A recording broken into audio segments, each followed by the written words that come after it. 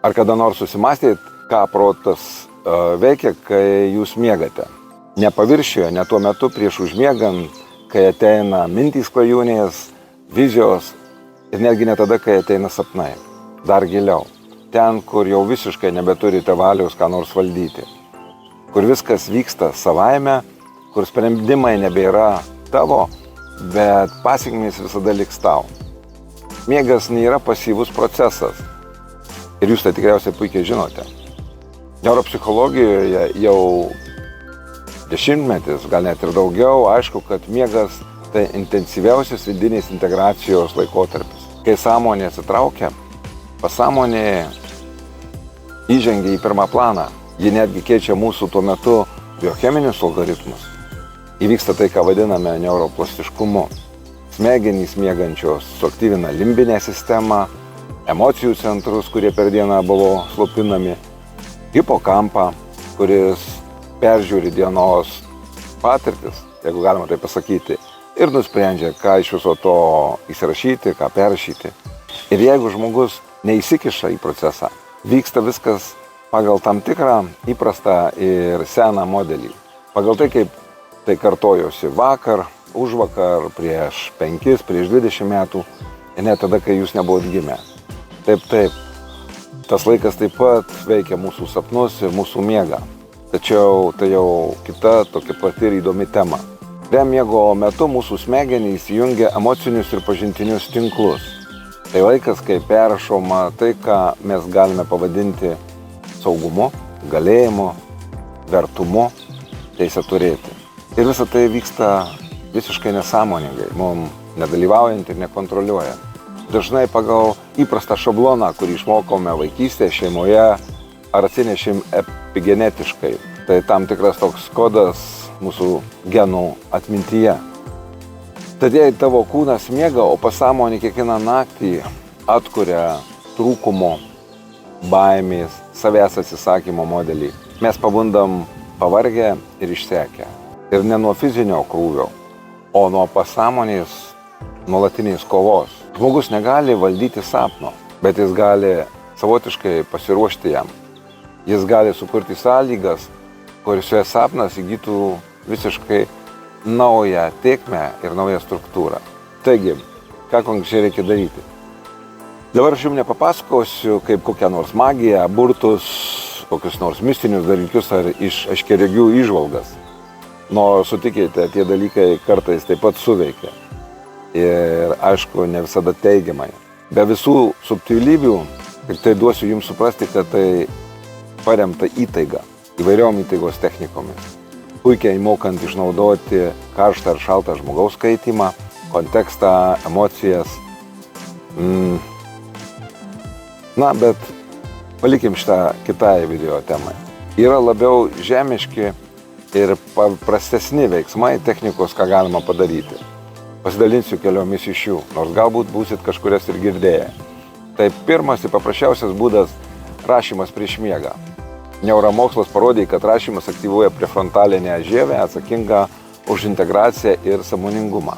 Ir jeigu žmogus parašo ką nors ranka, pavyzdžiui, ką šiandien nori paleisti, ar ką nori nuveikti, ar suprasti, ar nori kažką įsirašyti, jos smegenys tai registruos.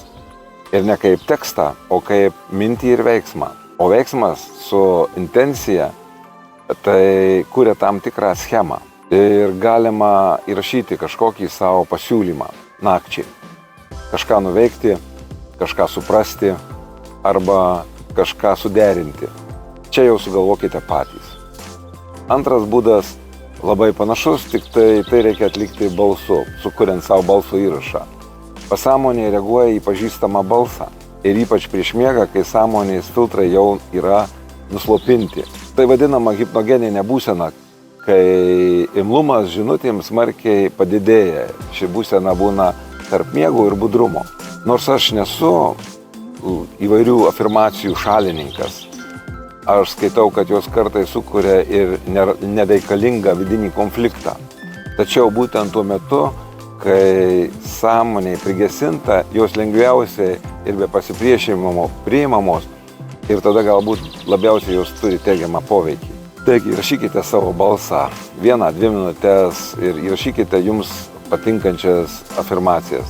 Ir jos tikrai tuo metu veiks jums labiausiai efektyviai.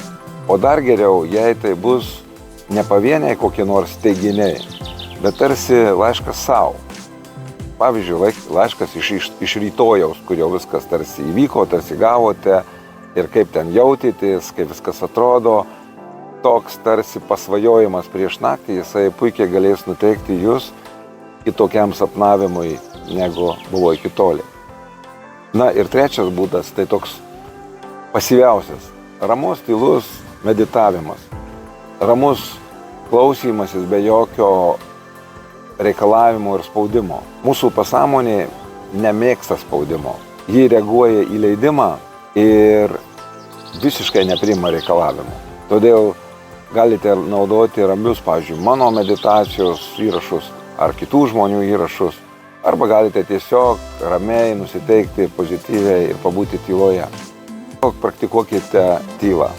Tylą su kokiu nors pozityviu ketinimu. Tyla, kai leidžiame savo būti ir nieko nesiekti, tokia tyla veikia stipriau kartais nei dar kokia nors papildoma spaudžianti afirmacija. Į save pasinerti galima bet kokioje temoje. Tačiau jeigu aktualiausia jums finansinė tema, o daugelis norėtų čia pagerinti savo padėtį miego metu, nes tai iš tikrųjų padeda rytdienai. Netrukus įrašysiu savo specialius meditacijos įrašus ir dabar pagalvoju, kad pritaikysiu būtent naktiniam paklausimui ir skirtus ne pačių pinigų pritraukimui, kaip tai dažniausiai įprasta, o giliam darbui su trūkumu, saviverte, giminės įvairių programų paleidimu. Tai būsena, kuri leidžia pinigų temoje nekovoti, priimti, perprasti ir išnaudoti judant link ten, kur jūs norite. Ir jei tau aktualu, parašyk ką nors komentare. Kai įrašas bus parengtas, tiem, kurie parašys, aš tikrai priminsiu vieniems pirmųjų. Ir pabaigai. Ne kvietimas, o tiesiog priminimas. Naktis tai teritorija be sąmoningos kontrolės. Bet tu gali pasirinkti intenciją, su kuria joje būsi. Pasąmonė išmoksta ne iš žodžių, iš to, kaip tu buvai su savimi. Ir jei šiandien prieš miegą skirsi bent 1-2 minutės, jos gali būti galingesnės nei 3 savaitės valios pastangų kažką pakeisti. Tai ne šiaip savo sakau, tai pasikartojantys moksliniai faktai ir jie tikrai žinau, kad veikia. Pabandyk leis naktį nešti tave ne ten, kur visada spontaniškai, o ten, kur dar nebuvai ir kur tarsi pats užsisakai. Ir leisk būti vedamas savito susitarimo su savim, savo giliu vidumi.